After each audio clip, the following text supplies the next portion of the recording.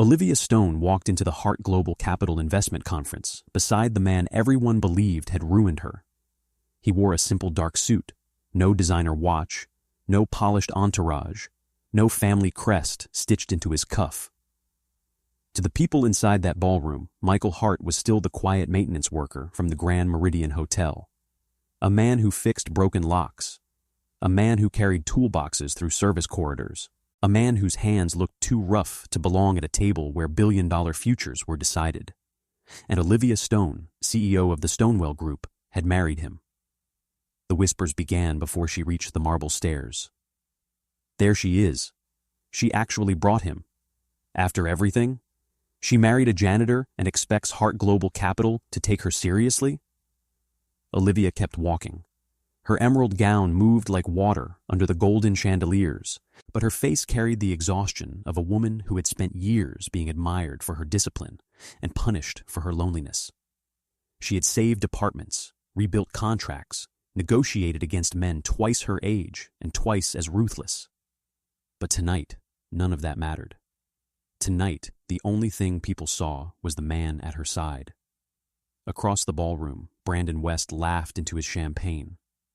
Brandon was polished in the expensive, empty way that made cameras love him and employees fear him. Beside him stood Chloe Bennett, dressed in silver silk and wearing a diamond bracelet Brandon had fastened around her wrist that morning like a promise of arrival. Near the main table stood Eric Stone, Olivia's brother, with the frozen expression of a man watching his family name being dragged across the floor. Brandon raised his glass. "Well," he said loudly enough for half the room to hear, "I suppose Hart Global Capital believes in charity. Perhaps they'll let the maintenance staff sit with us tonight." A few people laughed, not loudly, just enough to wound. Eric moved toward Olivia, his voice low and urgent. "Olivia, leave him outside the main hall. Please, you've made your statement. Don't destroy what's left of our credibility." Olivia looked at her brother. "My husband will sit beside me." Eric's jaw tightened. "Your husband is the reason no one in this room trusts your judgment." Michael said nothing. That was what made them angrier. He did not shrink. He did not overcompensate. He did not try to look richer, louder, or more important than he was. He simply stood beside Olivia with the quiet dignity of a man who knew exactly who he was, even when no one else did. Then the lights dimmed. Catherine Blake, vice president of Hart Global Capital, walked onto the stage in a black satin suit, her silver hair pulled back with severe elegance. In financial circles, she was known as the woman who could end a merger with one sentence and rebuild an empire with another. "This year's decision," she said, "was not based on numbers alone. Numbers can be polished. Reports can be manipulated. Reputation can be purchased. But character reveals itself when no one believes there will be consequences." Brandon smiled. Chloe squeezed his arm. Eric looked at Olivia as if she had just lost the last chance to save the Stone family. Then Catherine turned one page and said, "Ladies and gentlemen, please welcome the founder and controlling chairman of Hart Global Capital, Mr. Michael Hart." The room went silent. Michael rose from the chair beside Olivia. The same man they had called a janitor. The same man Eric had tried to buy. The same man Brandon had mocked.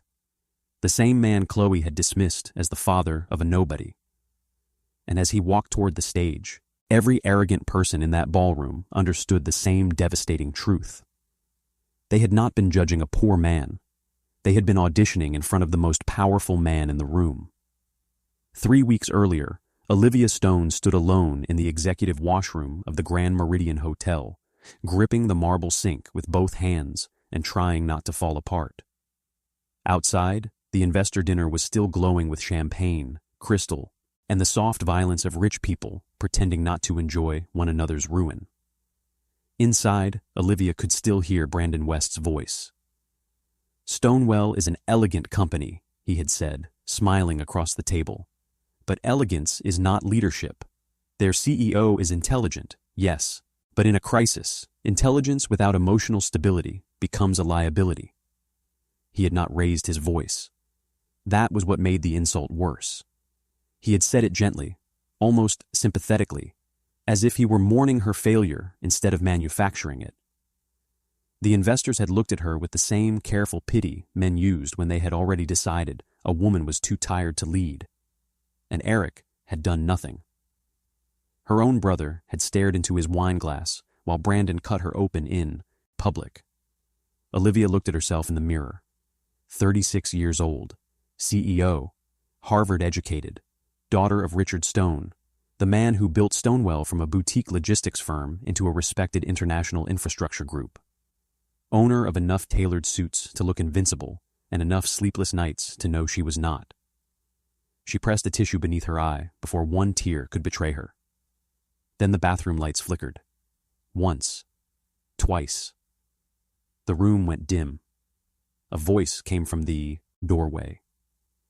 "Emergency panel is acting up. I was told no one was inside."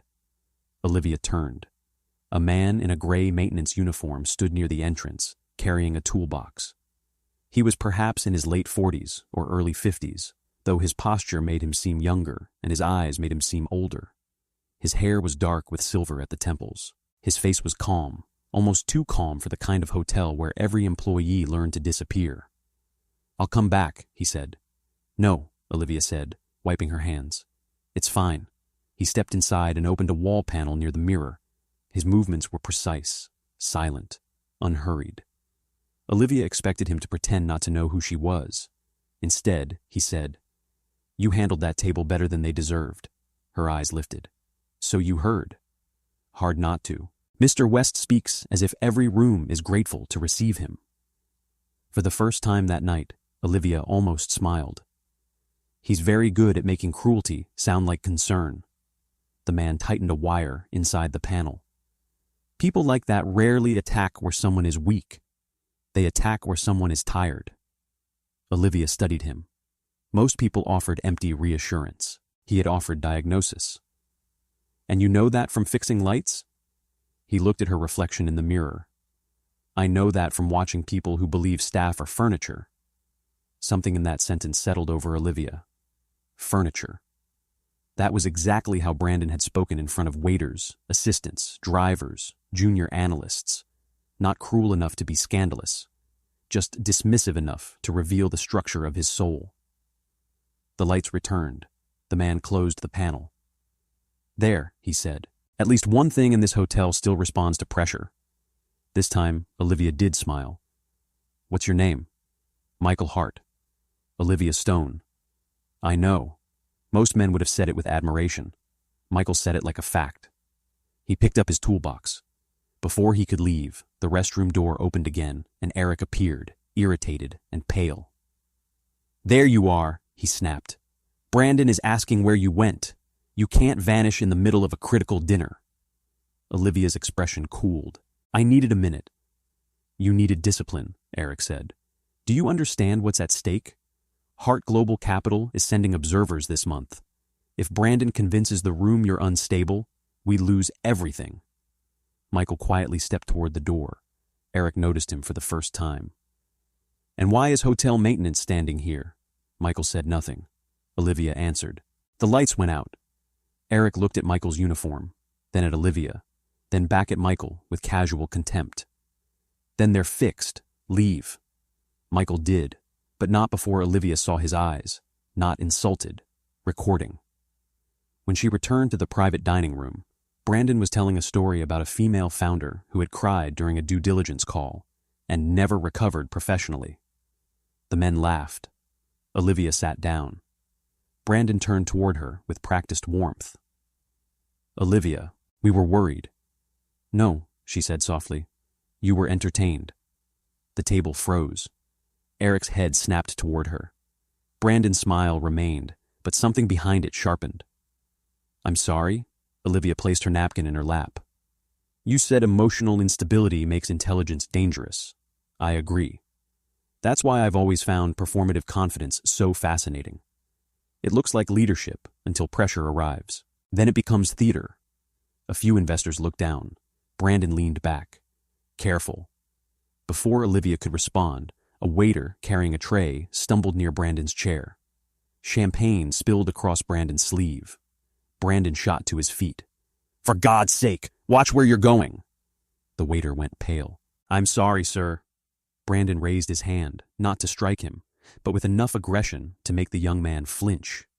And then a calm voice spoke from behind him. It was not his fault. Everyone turned. Michael Hart stood near the service entrance, still in uniform. Brandon stared at him. Excuse me? The rear leg of your chair was extended into the service path. The waiter adjusted to avoid touching you. The tray shifted because the floor is uneven near the west column. I reported it 20 minutes ago. Brandon's face darkened. Are you interrupting a private investor dinner? No, Michael said. I'm correcting an accusation made against a man who cannot afford to defend himself. The silence changed. Olivia looked at Michael, and in that instant, something inside her moved. Not attraction, not yet. Recognition. Here was a man with nothing visible to gain, standing between cruelty and someone too powerless to answer it. Brandon laughed softly. You have an impressive sense of importance for a janitor. Michael met his eyes. And you have a dangerous habit of mistaking income for character. The room went still. Eric whispered, Olivia, say something. Olivia did. He's right. Brandon's smile vanished. That was the first night Olivia Stone truly saw Michael Hart. Not as a rescuer. She had rescued herself too many times to romanticize that. She saw him as something rarer, a man who did not kneel before power, and did not use power, even quiet power, to humiliate the powerless. The next morning, Stonewell Group stock dipped 3% after an anonymous financial column described Olivia as erratic at a private investor dinner. By noon, 2 board members requested an emergency meeting. By 3, Eric was in her office with a solution that felt more like a sentence. Marry Brandon. Olivia stared at him. Eric stood in front of the windows overlooking Manhattan, dressed in a navy suit and family entitlement. You cannot be serious. I am completely serious. Brandon is trying to weaken us. Brandon is trying to acquire proximity, Eric said. That can be used. Olivia slowly closed the folder in front of her. You want me to marry a man who publicly undermined me. I want you to save our father's company. Our father left me in charge. Our father left you a company with debt exposure, aging contracts, and a board that doesn't trust unmarried female authority in crisis. Olivia stood. Say that again, slowly, listen to yourself. Eric's face tightened. I'm not defending them. I'm describing reality. No, Olivia said. You're surrendering to it and calling it strategy. Eric stepped closer. Brandon has access to capital. Brandon says he has access to capital. He has influence. He has arrogance. He wants you, Eric said. And whether you like it or not, that gives us leverage. Olivia felt something cold move through her chest. For years, she had accepted that Stonewell required sacrifice. Missed birthdays, ruined relationships, holidays spent reading debt covenants while cousins toasted legacy in Aspen.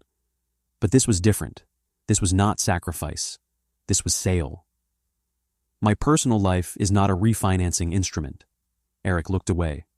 Everything is an instrument when a family company is close to collapse.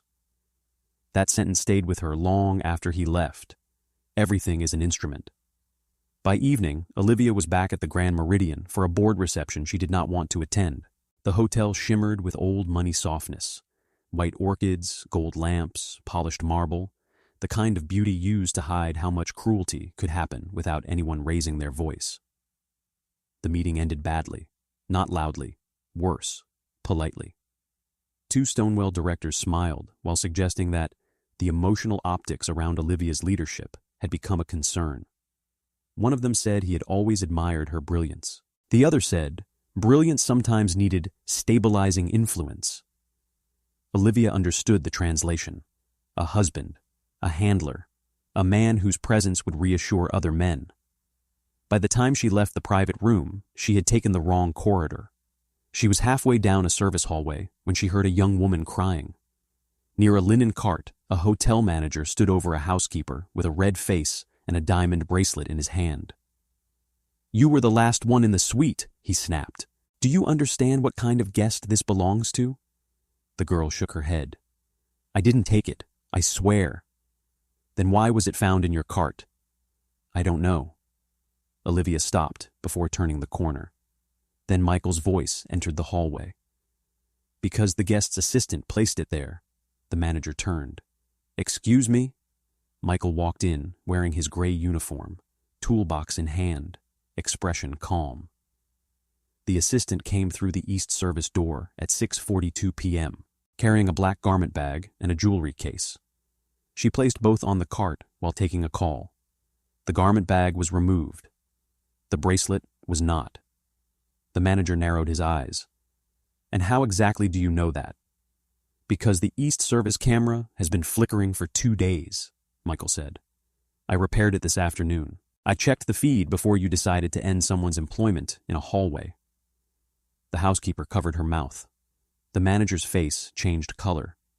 Michael held out a small tablet. You may want to apologize before she has to ask for one. The manager looked at the girl, embarrassed now that the truth had witnesses. I may have reacted too quickly. Michael's voice remained even. No, you reacted exactly as you felt permitted to react. Olivia felt that sentence land in her chest. The manager walked away with the bracelet, suddenly very busy, suddenly much smaller. The young housekeeper whispered, Thank you. Michael nodded. Next time, ask for the camera before you accept the accusation. I was scared. I know, he said. That is why people count on silence. Only then did he notice Olivia standing at the end of the corridor. For a moment, neither of them spoke. You keep appearing in hallways where powerful people behave badly, she said. Michael picked up his toolbox. No, powerful people keep behaving badly in hallways because they think no one important is watching. Olivia looked at the young housekeeper, wiping her face with trembling hands. Then back at Michael. He had not raised his voice. He had not asked to be praised. He had simply put the truth between a frightened woman and the person trying to crush her. That was the moment Olivia understood something dangerous. Michael Hart did not make her feel rescued. He made her remember what kind of person she still wanted to be. 2 days later, Olivia met Ryan Hart by accident. It happened outside a small cafe 2 blocks from the Stonewell building. Rain had turned the city silver, and Olivia was waiting beneath the awning for her driver when a young man rushed out, carrying 2 coffees, and collided with a courier. 1 cup exploded across the pavement. The courier cursed. The young man immediately apologized, not defensively, not angrily, but with the instinctive decency of someone who assumed responsibility before assigning blame. I'm sorry, that was my fault. Let me replace whatever got wet. Olivia recognized something in his face before she knew what it was. The eyes. Michael's eyes. You're Ryan, she said. He blinked. I'm sorry? Michael Hart's son. His guarded expression softened. You know my father? A little. Ryan looked embarrassed. Then I hope he hasn't been too honest with you. He has a habit of saying true things at inconvenient times. Olivia smiled. I noticed. They spoke for less than 5 minutes. He worked for a non-profit construction initiative that helped rebuild housing after fire damage. He was engaged, he said, to Chloe Bennett. He said her name carefully, with the hopeful pride of someone trying not to admit the person he loved made him feel small. Olivia heard it. She had learned to identify emotional starvation in herself. It was not difficult to recognize it in another person. Before leaving, Ryan said, My father respects you. Olivia was surprised. He barely knows me. Ryan looked toward the rain. My father doesn't need much time to know whether someone sees people or uses them. That sentence followed Olivia into her car. It was still with her the next night when Brandon West arrived at Stonewell uninvited. He entered her office at 7:30, carrying a leather portfolio and the confidence of a man accustomed to doors opening before he touched them. Your assistant tried to stop me, he said. She'll be promoted. Brandon smiled. You know why I'm here. I assume to apologize for using a planted column to damage my credibility. His smile thinned. Careful with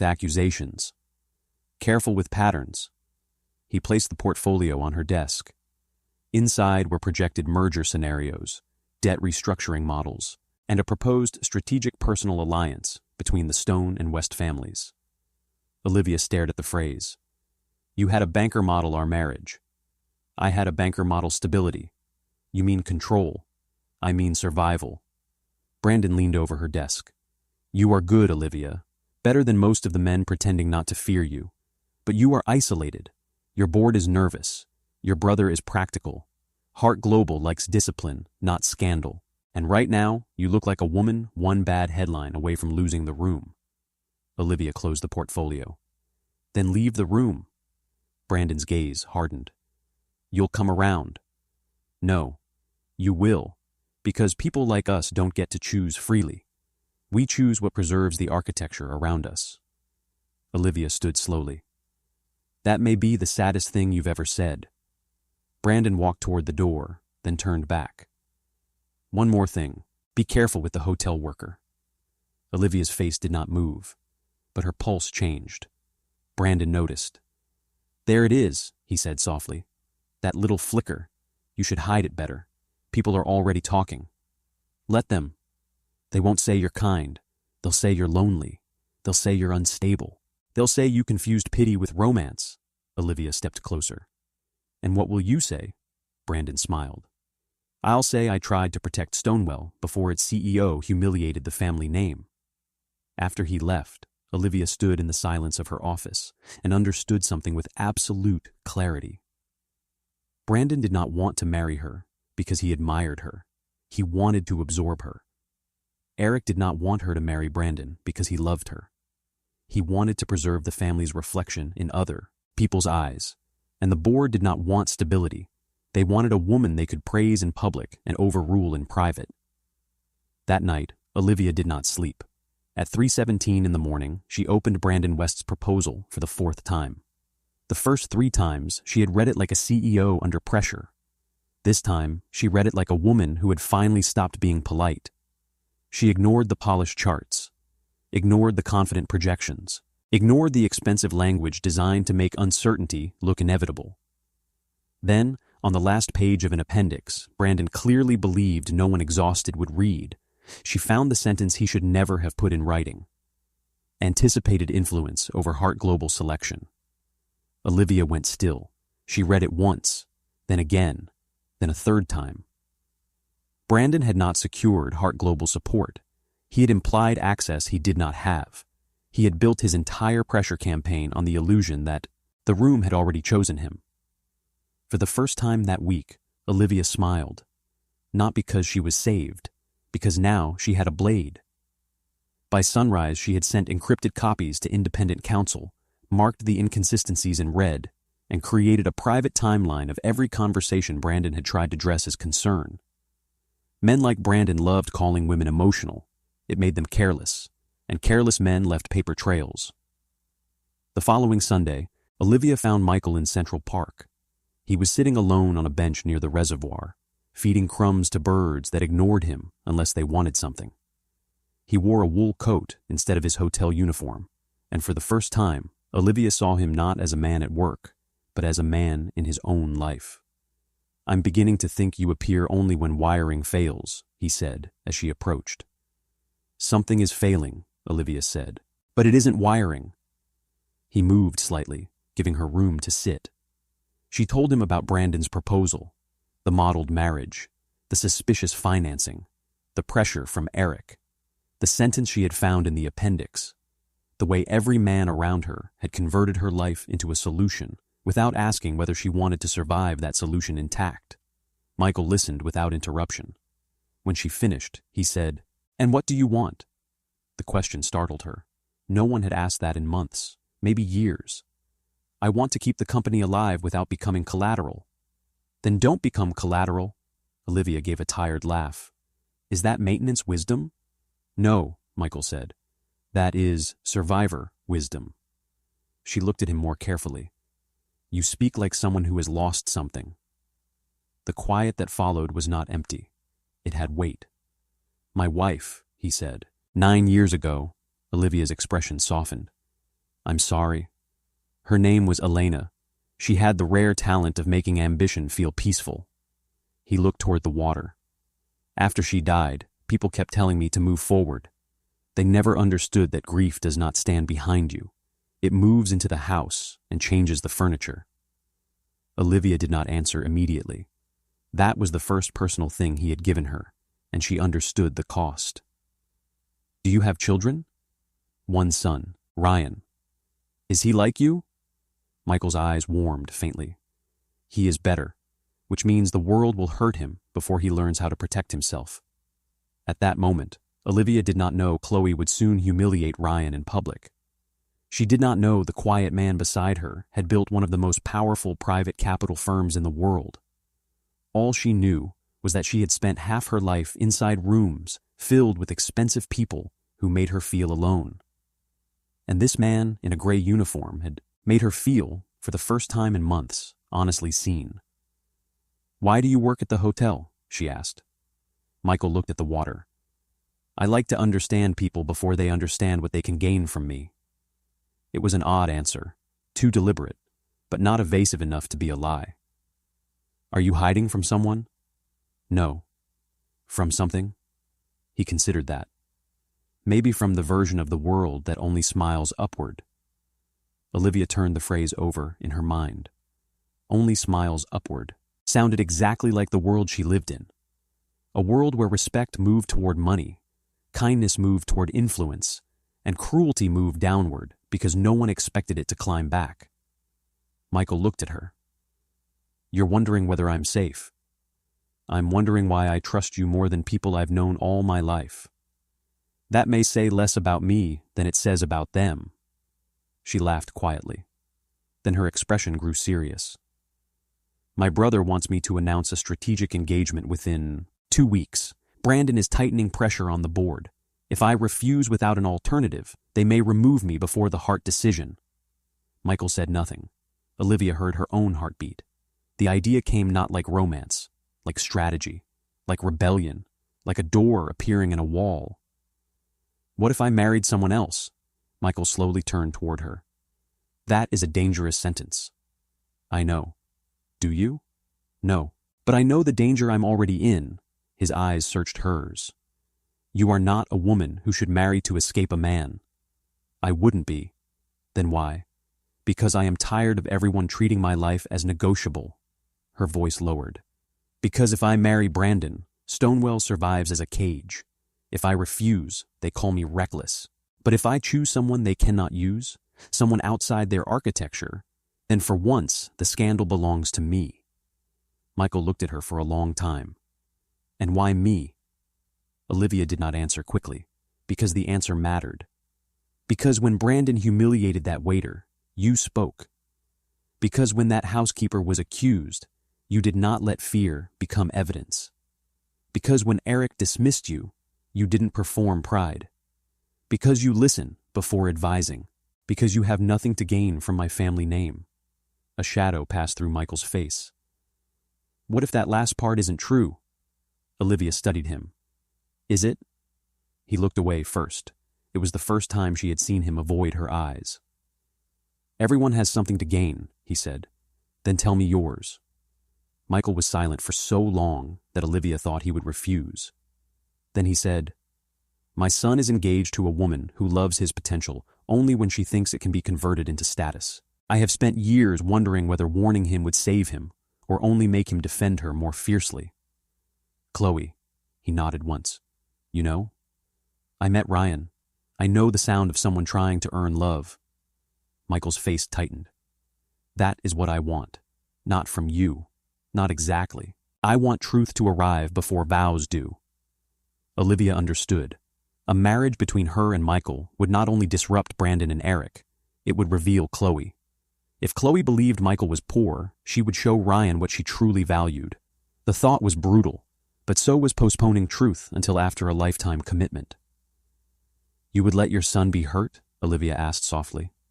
Michael's answer was quieter. No, I would let him stop being deceived. That was the first time Olivia understood Michael was not merely kind. He was strategic, not cruel, but capable of waiting for truth to indict the people who depended on performance. They did not decide that day. A decision like that needed silence around it. They met twice more. Once in a small legal office where Olivia's attorney explained the protections. Once in an old chapel near the river where Michael stood beneath stained glass and admitted he had never expected to wear a wedding ring again. "I loved my wife," he said. "I'm not asking you to pretend you didn't." "I know." "I don't need a performance, Michael." He looked at her then. "What do you need?" Olivia swallowed. "Respect, honesty, and room to breathe." He nodded. "I can give you those." "And you?" His eyes softened with something that looked dangerously close to sorrow. "I need someone who will not mistake quiet for weakness." The wedding happened on a Thursday morning. No society pages, no flowers imported from Paris, no family crest. Just Olivia, Michael, 2 witnesses, a judge with tired eyes, and rain tapping against the courthouse windows. When Michael placed the ring on her finger, his hand was steady. When Olivia said, "I do," she felt no lightning, no cinematic certainty, no childish fantasy of rescue. She felt something better, ownership of her own decision. By noon, the license was filed. By 4, Eric knew. By 5, he was in her office, red with fury. "You did what?" Olivia stood behind her desk. "I got married." "To a hotel janitor?" "To Michael Hart." Eric laughed once, violently. No, this is not happening. Tell me this is a legal tactic." "It is a marriage. It is a breakdown." Olivia's face hardened. "Be careful." "No, you be careful. Do you have any idea what you've done? Brandon is already telling investors you're emotionally compromised. The board is panicking, and you married a man who probably earns less in a year than our legal retainers cost in a month. His income is not the issue." "It is exactly the issue," Eric snapped, "because people will ask why, and the only answers available are humiliating." Olivia walked around the desk. "You mean humiliating for me?" "For all of us." "There it is." Eric stopped. Olivia's voice dropped. "You're not afraid I made a mistake. You're afraid people will think the Stone family lost control of me." Eric looked away. "You are being naive." "No," she said. "I am being disobedient. You're confusing the two because you've never had to learn the difference." That night, Brandon sent white roses to her apartment. The card read, "Condolences on your decision." Olivia placed the card in a drawer with his financial projections. Evidence did not always look like evidence at first. Sometimes it looked like arrogance preserved on expensive paper. The next day, Chloe Bennett ended her engagement to Ryan Hart in the lobby of the Grand Meridian Hotel. She did it publicly because cruelty, when performed in public, feels like power to the insecure. Ryan had arrived in his work clothes, still carrying dust from a housing restoration site on his boots. He held a small velvet box because he had planned to show Chloe the wedding bands he had finally saved enough to buy. Chloe arrived with Brandon. That was the first wound. The second was her smile. "Ryan," she said, as if greeting an old mistake. Ryan looked from her to Brandon. "What's going on?" Chloe sighed. "I think we both knew this wasn't going to work." "No," Ryan said. "I didn't know that." Brandon watched with faint amusement. Chloe lowered her voice, but not enough. "I can't build a future on sentiment. Your father is a maintenance worker. You do honest work, and that's admirable. But I need a life that opens doors, not one spent waiting outside them." Ryan's face went pale. "My father has never treated you with anything but respect." "That's not the point." "It is exactly the point." Chloe's expression sharpened. "Love does not pay for access, Ryan. It does not get you invited into the right rooms. It does not protect you when important people decide you don't belong." Ryan looked at the ring box in his hand. Then he closed it. Something inside him closed with it. Brandon placed a hand on Chloe's back. "Don't make this harder than it has to be." Ryan looked at him. "You're proud of this?" Brandon smiled. "I'm realistic." At the edge of the lobby, Michael stood near a service corridor in his gray uniform. He had seen everything. Ryan saw him too. For a second, father and son looked at each other across the marble floor. Michael did not rush forward. He did not rescue Ryan from the pain. He gave him the dignity of standing through it. Ryan turned back to Chloe. I hope the rooms you enter are worth what you leave outside. Chloe looked unsettled, only for a moment. Then Brandon guided her away. Michael approached his son. Ryan's jaw was tight, his eyes shone, but he refused to let tears fall where she could still see them. You were right, Ryan said. Michael's face tightened. I wanted to be wrong. She didn't love me. She may have loved what you gave her. That's worse. Yes, Michael said. It is. Ryan looked at the ring box. I feel stupid. Michael shook his head. No. You feel honest in the presence of someone who wasn't. That is not stupidity. That is grief. Ryan finally looked at him. Did you know she would do this? I knew she might. And you let me find out? Michael absorbed the accusation. Yes. Ryan's voice cracked. Why? Because if I had told you, you would have defended her. If she told you, you could finally hear her. Ryan stared at him, hurt and angry and beginning to understand. That was the thing about truth. It rarely arrived gently, but once it arrived, every lie around it lost oxygen. By the end of the week, Olivia's marriage had become society entertainment. One columnist called Michael the most expensive midlife crisis in corporate history. Another described Olivia as a brilliant executive undone by emotional eccentricity. Brandon appeared on a Gasser financial podcast and said, Leadership is judgment. Investors are watching Stonewell's judgment closely. He did not mention Olivia by name. He did not need to. Eric called an emergency family meeting at the Stone townhouse. Olivia arrived with Michael. The house had belonged to her parents, though it had always felt more like a museum of expectations than a home. Portraits of dead stones lined the walls, each one painted with the expression of someone disappointed in descendants they had not met. Eric waited in the library with two uncles, a cousin, and the family attorney. None of them offered Michael a seat. Olivia took one anyway. Michael remained standing behind her chair. Eric opened a checkbook. Olivia almost laughed. Tell me you're not about to do what I think you're about to do. Eric ignored her and looked at Michael. $1 million, he said. Leave quietly. Sign a confidentiality agreement. Annul the marriage. We'll describe it as a private mistake and protect you from public embarrassment. Michael looked at the checkbook, then at Eric. Is this what you believe your sister's dignity is worth? Eric flushed. This is not about dignity. No, Michael said. I noticed. One uncle cleared his throat. Mr. Hart, surely you understand the imbalance here. Michael turned toward him. Which imbalance? Olivia is a stone. Yes. And you are... He stopped, too polished to say it. Michael finished for him. Staff. The room tightened. Michael nodded faintly. You are correct. There is an imbalance. Not the one you think. Eric stood. Do not lecture this family in its own house. Michael's voice remained calm. Then stop making it so easy. Olivia slowly turned her head. It was not the insult that struck her. It was the restraint. Michael could have humiliated them, could have exposed them, could have ended the conversation with a single sentence if he was hiding what Olivia sometimes suspected he might be hiding. But he did not. He allowed their character to continue speaking. Eric pushed the check across the table.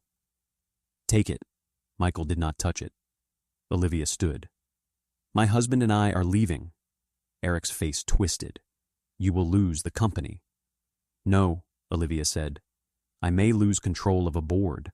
I may lose the approval of people who only loved me when I was useful. I may even lose the Stone name as a shield, but I will not lose myself to save your reflection. She walked out with Michael beside her. In the car, neither of them spoke for several blocks. Finally, Olivia said, You could have destroyed him. Michael looked out the window. Yes. Why didn't you? Because destruction before revelation teaches nothing. It only frightens. And you want him to learn? I want him to become unable to deny what he is. Olivia looked at him. There it was again. That sense that Michael was not moving through this scandal as a victim, but as a man allowing a test to complete itself. Michael, she said softly, who are you? He turned toward her. For a second, she thought he would tell her. Then his phone rang. He looked at the screen. Catherine Blake. Olivia saw the name before he turned it over. Her entire body went still. Everyone in finance knew Catherine Blake, vice president of Hart Global Capital, the woman who almost never called anyone directly. Michael declined the call. Olivia stared at him. "Why is Catherine Blake calling you?" The silence in the car became its own answer. Michael closed his eyes briefly. "I need to tell you something." Olivia pulled her hand away from his. "No, not here. Not between stoplights like an apology you postponed." His expression changed. Regret, respect, fear, maybe. "You're right. When?" "Tonight." But that night, the board moved first. At 7, Eric informed Olivia that an emergency vote had been scheduled to review her leadership suitability pending the Hart Global decision. At 7:30, Brandon's team leaked a memo questioning Stonewell's governance stability. At 8, Olivia received a message from an unknown number. "You married beneath your station. Tomorrow, the market will punish you for it." Attached was a draft article containing private details only someone close to Stonewell could have known. Olivia sent it to her attorney. Then she called Michael. He answered immediately. "I need the truth," she said. "I know. No more elegant silences. No more partial answers. If I am standing beside you while everyone uses you to discredit me, I need to know whether I am defending a man or a secret." Michael was quiet. Then he said, "Come to the old Whitmore building at 9. The Whitmore building was a limestone tower near the financial district, understated and almost severe. No logo glowed above the door. No public directory listed tenants beyond a private holding company. Michael met Olivia in the lobby wearing the same gray coat from the park. He looked older tonight, not weaker, burdened. They rode the elevator to the 42nd floor in silence. When the doors opened, Olivia stepped into a private office overlooking the city.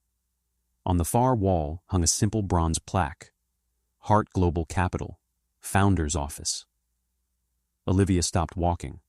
For several seconds, she did not breathe. Michael stood behind her. "My full name is Michael Hart. I founded Hart Global Capital 26 years ago.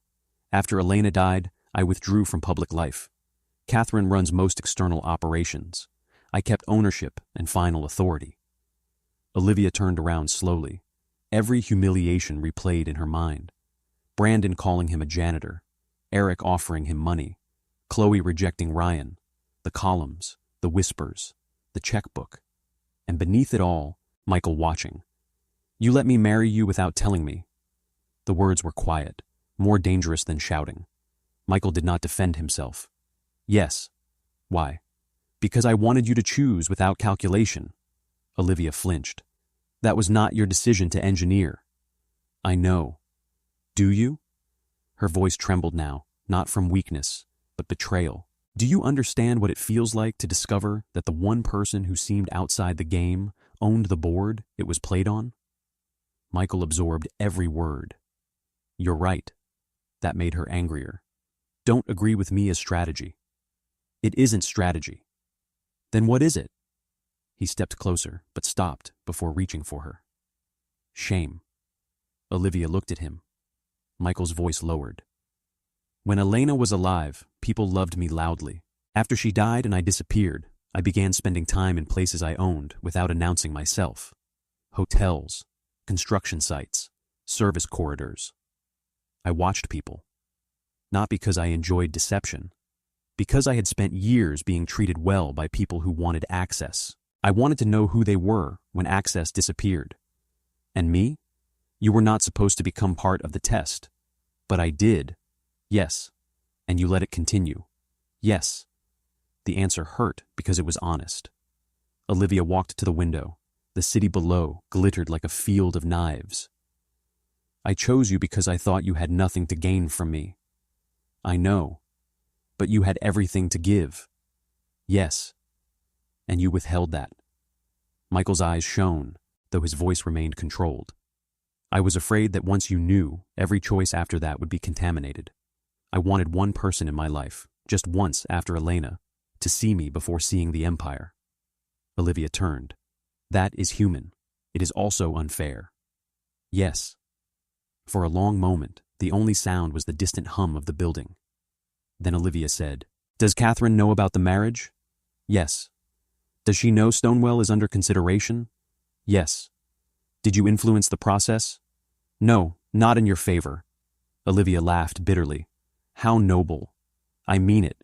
Your company was already a finalist before I met you. Brandon's company was too. The due diligence is real. The concerns are real. The final decision is mine, but I have not made it." "Then make it without me." Michael's face changed. "What?" "I will not have them say I earned Stonewell's future by marrying the owner of the money. You didn't know. They won't care. I will tell them. They will say you lied for your wife." Olivia's voice steadied. "No. If Stonewell is chosen, it has to be because the company deserves it, and because Brandon disqualifies himself by fact, not because you love me or pity me or feel guilty." Michael looked at her then with something deeper than admiration. "What do you want?" There it was again. The question no one else asked. Olivia looked at the Heart Global plaque. "I want transparency at the conference. I want the investment committee record preserved. I want Brandon's claims audited independently. I want Eric removed from any negotiation authority unless the board confirms him through proper process. And I want you to reveal yourself publicly." Michael was silent. Olivia turned back to him. "No more hiding in corridors while people reveal themselves only to you. If this is about character, then let the consequences happen in the same room where the humiliation happened."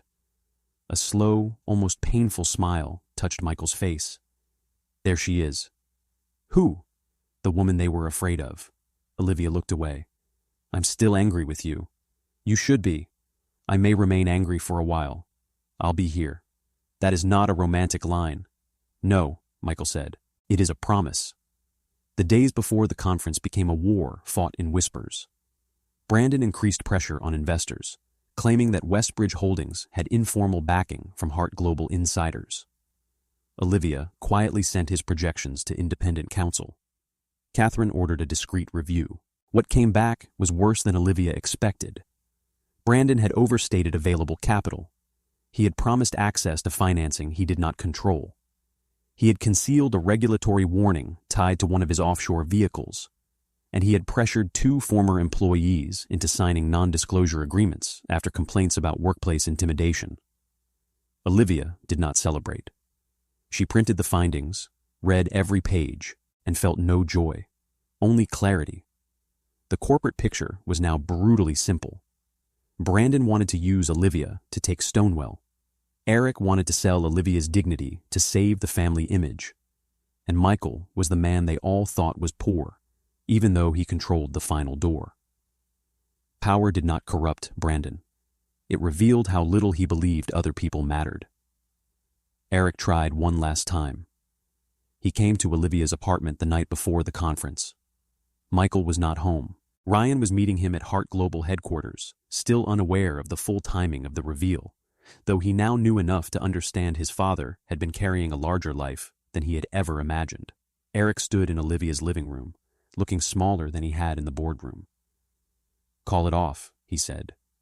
Olivia poured tea she did not intend to drink. "The conference? The spectacle, the marriage, whatever this is. It's not a spectacle because you dislike the view." Eric exhaled. "Brandon says Heart Global is leaning toward him. He says if we publicly distance ourselves from Michael, he may still support a joint restructuring." Olivia looked at her brother with quiet disbelief. "You still believe him?" "I believe we are running out of options." "No, you are running out of illusions." Eric's face hardened. "You don't understand what it means to carry a family name." Olivia set down the cup. "I have carried it every day while you polished it for parties. That is unfair.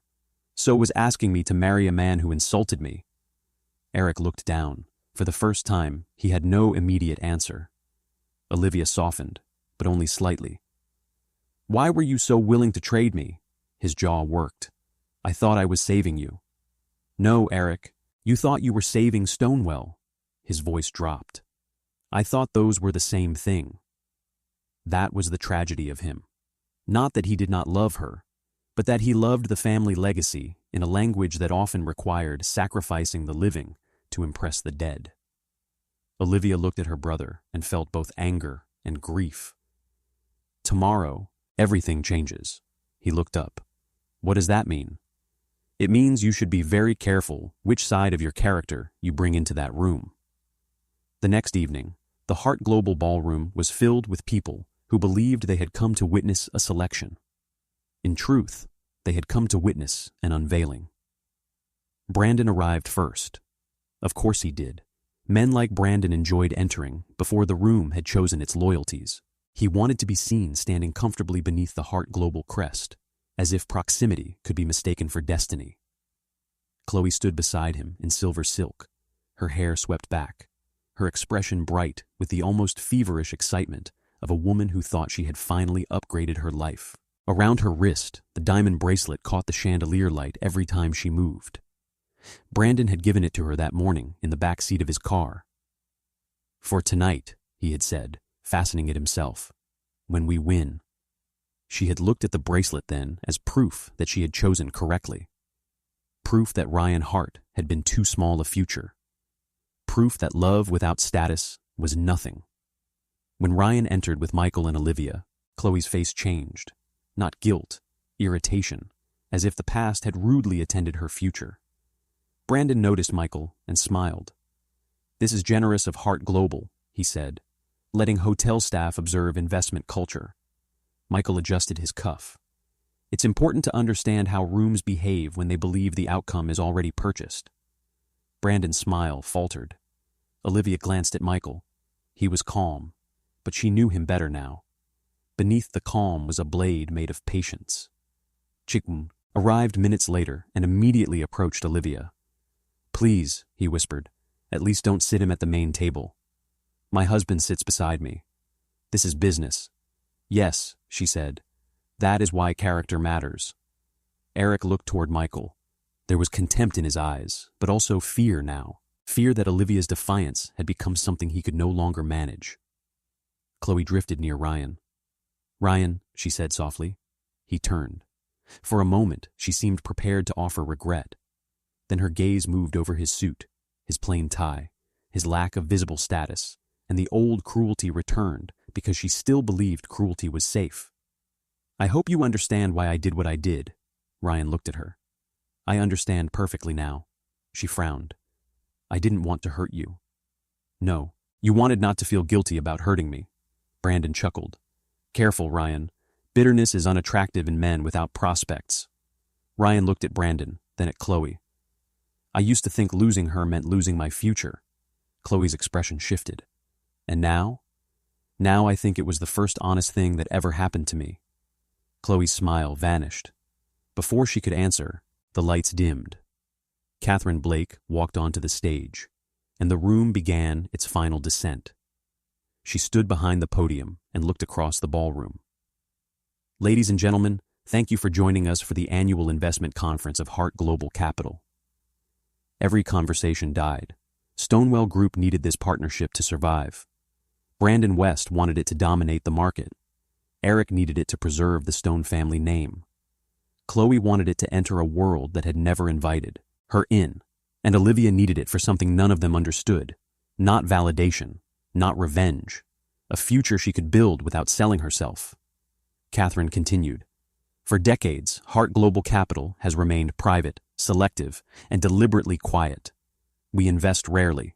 We protect fiercely. And tonight, for the first time in years, our founder has chosen to appear publicly." Brandon smiled. Chloe squeezed his arm. Eric glanced at Olivia as if this was the moment she would finally understand the scale of her mistake. Catherine turned one page. "This year's decision was not based on numbers alone. Every company here has numbers. Numbers can be polished. Reports can be manipulated. Reputation can be purchased. But character reveals itself when no one believes there will be consequences." Michael lowered his eyes. Olivia felt him inhale once. Slowly. Catherine looked directly at the table where Olivia sat. "The final decision was made by the only person with the authority to make it." Brandon's smile widened. He believed the night was already his. Then Catherine said the words that broke the room. "Ladies and gentlemen, please welcome the founder and controlling chairman of Hart Global Capital, Mr. Michael Hart." Silence. Not polite silence. Not dramatic silence. The kind of silence that arrives when an entire room realizes it has been caught. Michael rose from the chair beside Olivia, the same man they had called a janitor, the same man Eric had tried to buy, the same man Brandon had mocked, the same man Chloe had dismissed as the father of a nobody. He buttoned his plain black jacket, gave Olivia's hand one quiet squeeze, and walked toward the stage. No bodyguards rushed forward. No theatrical music swelled. No apology could form quickly enough to save anyone. Because by the time Michael Hart reached the podium, every arrogant person in that ballroom understood the same devastating truth. They had not been judging a poor man. They had been auditioning in front of the most powerful man in the room. Michael looked out over the ballroom he had built, but rarely entered. No one spoke. Brandon's face had lost color so quickly it looked almost gray beneath the chandelier light. Chloe's hand had fallen from his arm. Eric stood frozen beside the stone table, one hand on the back of a chair as though the room itself had tilted. Olivia sat upright, her expression composed, though Michael knew what that composure cost her. He knew she was still hurt. He knew his revelation had saved her publicly and wounded her privately. And he knew that tonight, if he made this about romance, he would reduce her victory to a fairy tale. So he made it about facts. "Good evening," Michael said. His voice was not loud. It did not need to be. Power, real power, does not beg to be heard. "For many years, I have avoided public appearances. Some considered that eccentric. Some considered it strategic. The truth is less impressive. After my wife died, I grew tired of being treated as a fortune before being treated as a man." The room remained silent. "I began spending time inside businesses connected to my holdings without titles attached. Hotels, construction sites, service corridors, private assets, not to spy for sport, not to humiliate people later, but to understand a simple thing." He looked at Brandon. "How do people behave when they believe there is no advantage in being decent?" Brandon swallowed. Michael continued. "This year, Hart Global Capital considered several candidates for long-term strategic partnership. Among them were Stonewell Group and Westbridge Holdings. Both presented strong opportunities. Both had influence. Both had public reputations worth examining, but reputation is the easiest asset to manufacture." Catherine stood near the side of the stage, holding a sealed folder. Michael turned one page. "Mr. Brandon West submitted projections suggesting secured capital relationships that our auditors found were neither secured nor accurately represented." A murmur moved through the room. Brandon stood abruptly. "That is a mischaracterization." Michael looked at him. "You will have time to respond through counsel." The sentence landed like a Dr. Locking. Michael continued. "Westbridge also represented anticipated access to Hart Global decision-making channels. No such access existed. Any statement suggesting otherwise was false." Cameras turned toward Brandon. His mouth tightened. "Additionally," Michael said, "our review uncovered a pattern of intimidation toward employees, selective non-disclosure pressure, and reputational manipulation directed at a competing CEO." Olivia did not move. But every investor in the room understood who that CEO was. Brandon tried to laugh. "This is absurd. You're doing this because she's your wife." Michael's face did not change. "I am disclosing this because you lied to my committee before she was my wife." The room shifted again. That distinction mattered, and Brandon knew it. Michael looked toward the stone table. "As for Stonewell Group, our concerns were also real. Debt exposure, governance instability, internal family pressure, a board too easily influenced by external noise." Eric lowered his eyes. Michael's voice remained even. "Mr. Eric Stone attempted to remove Olivia Stone's authority from strategic negotiations based not on documented incompetence, but on reputational discomfort caused by her personal marriage. He also offered me money to leave her life quietly." The room inhaled. Eric looked up, devastated. Olivia closed her eyes for half a second. Michael did not embellish. That made it worse. $1 million, Michael said. A confidentiality agreement. An annulment. A public lie dressed as damage control. Eric's face collapsed with shame. Michael turned to Chloe. Chloe took one step back. Her fingers went instinctively to the diamond bracelet on her wrist. That morning, Brandon had fastened it around her arm, as if he were decorating a victory. She had worn it into the ballroom, like proof that she had chosen correctly. Proof that Ryan Hart had been too small a future. Proof that love without status was nothing. But now Brandon did not reach for her. He did not even look at her. He was too busy calculating which door might still open for him. Chloe looked down at the bracelet. For the first time, the diamonds did not look expensive. They looked cold. And in that single, humiliating second, she understood the truth with brutal clarity. She had left a man who loved her for a man who would abandon her the moment she became inconvenient. And Miss Chloe Bennett, Michael continued, though not a corporate candidate, became relevant because character rarely confines itself to business settings. She ended her engagement to my son after deciding that his family did not provide sufficient social access. Chloe's lips parted. Ryan looked down, not in embarrassment now, but in release. She is entitled not to marry him, Michael said. No one owes another person love. But no one should confuse ambition with honesty, and no one should expect discarded people to remain invisible forever. Chloe took another step back. Brandon still did not reach for her. That was when she understood something else. She had not chosen a protector. She had chosen a man who would let her fall the moment she became inconvenient. Michael looked at Olivia last. The room followed his gaze. Olivia Stone did not know who I was when she defended me.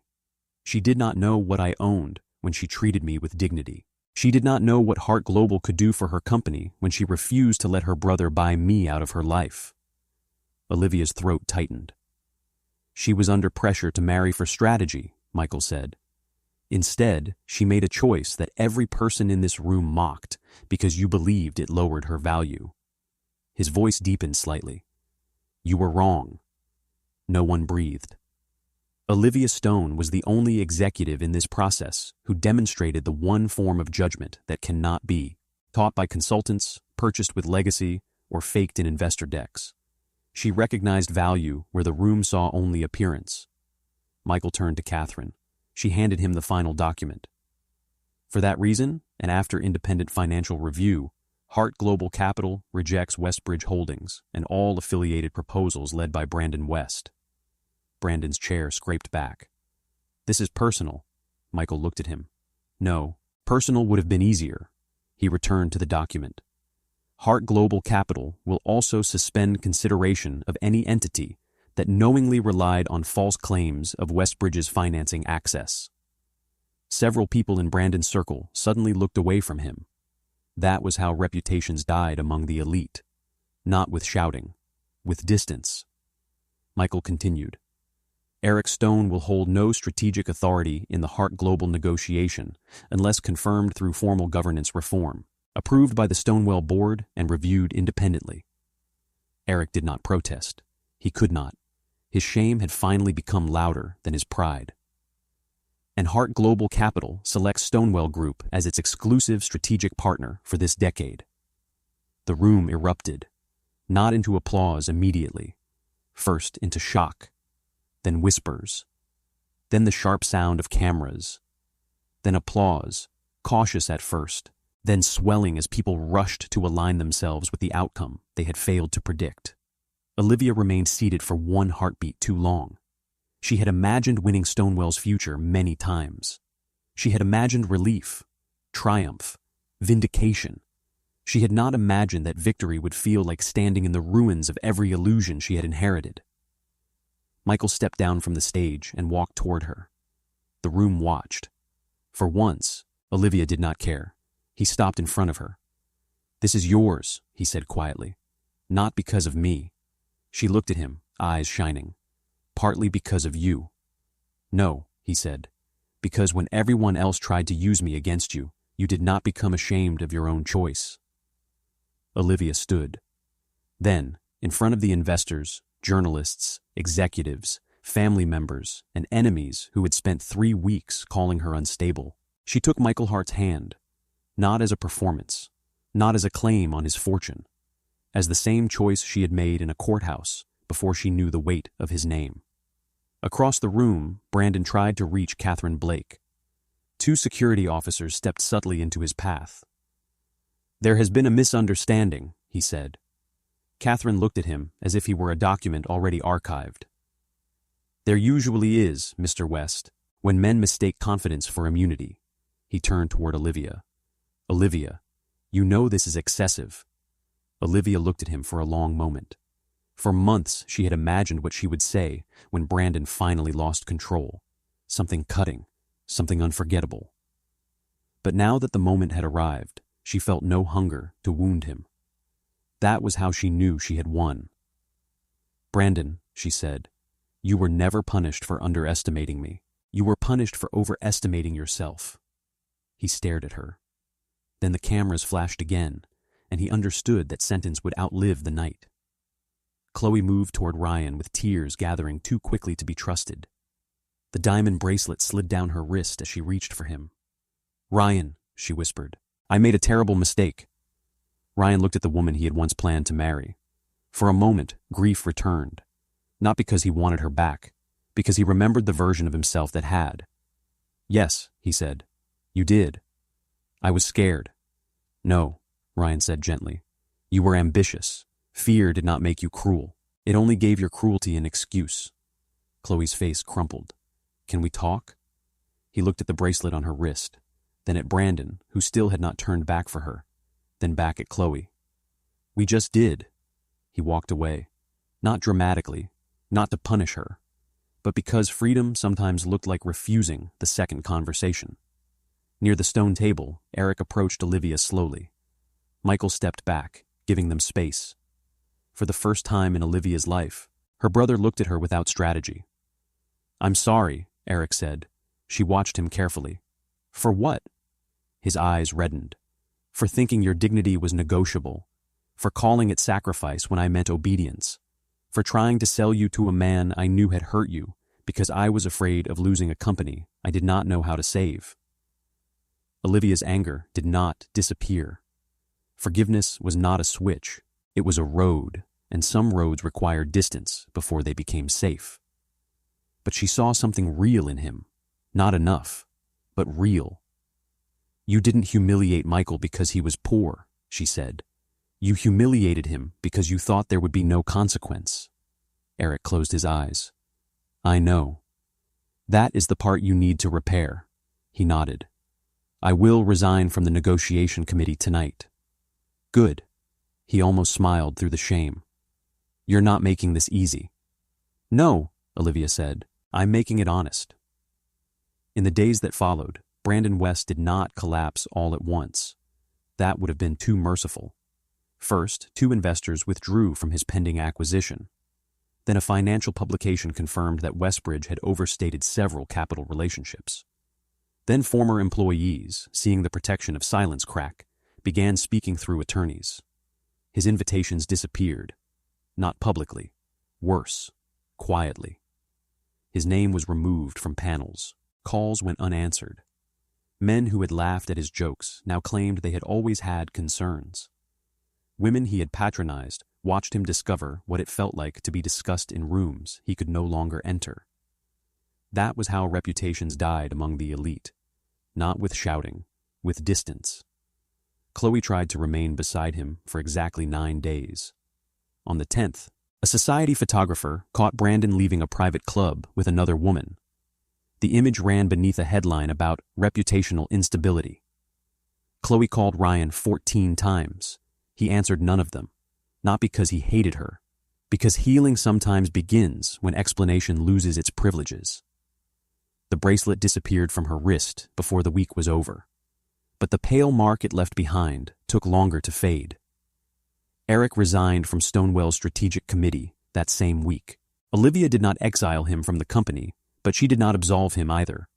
She gave him work without prestige, employee retention interviews, governance reform, rebuilding trust with division heads he had once ignored. At first, Eric treated it like punishment. Then slowly, he began to understand. Companies were not saved by surnames. They were saved by people who stayed when leadership became inconvenient. Stonewell changed too.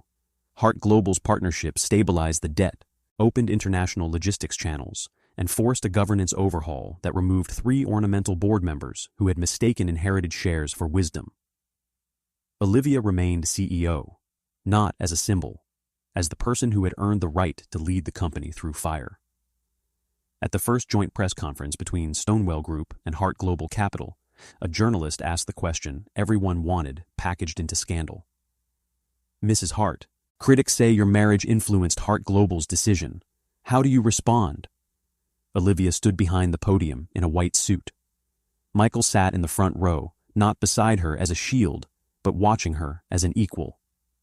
"My marriage did not make Stonewell worthy," she said.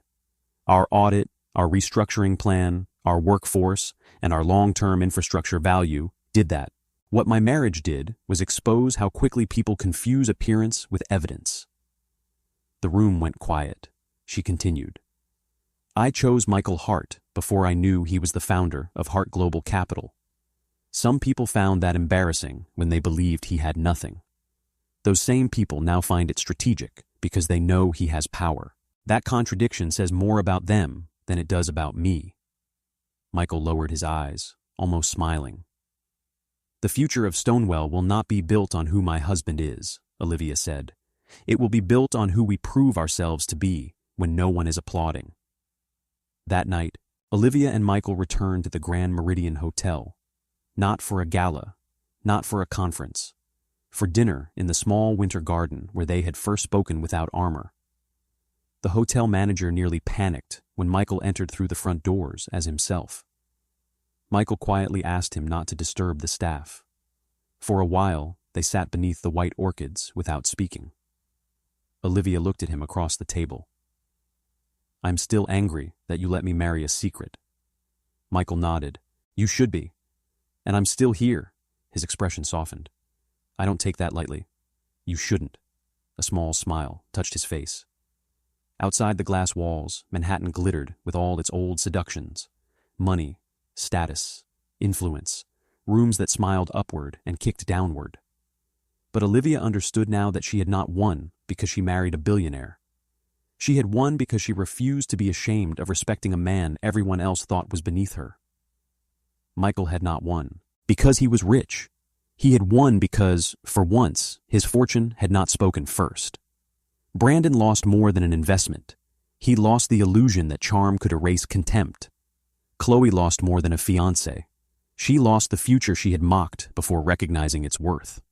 Eric lost more than authority. He lost the comfort of believing family love could excuse family control. And Olivia gained more than a partnership. She gained the right to lead without being traded, loved without being purchased, and choose without apology. Years later, people would still talk about the night Hart Global Capital revealed its hidden founder. They would talk about Brandon's face, Chloe's silence, Eric's shame. The applause that arrived only after power changed clothes. But Olivia remembered something else. A flickering bathroom light, a gray uniform, a man with a toolbox saying, very calmly, that a waiter deserved the truth. That was where the story had really begun. Not with billions, not with revenge, with dignity, because people do not reveal their true character in front of the powerful.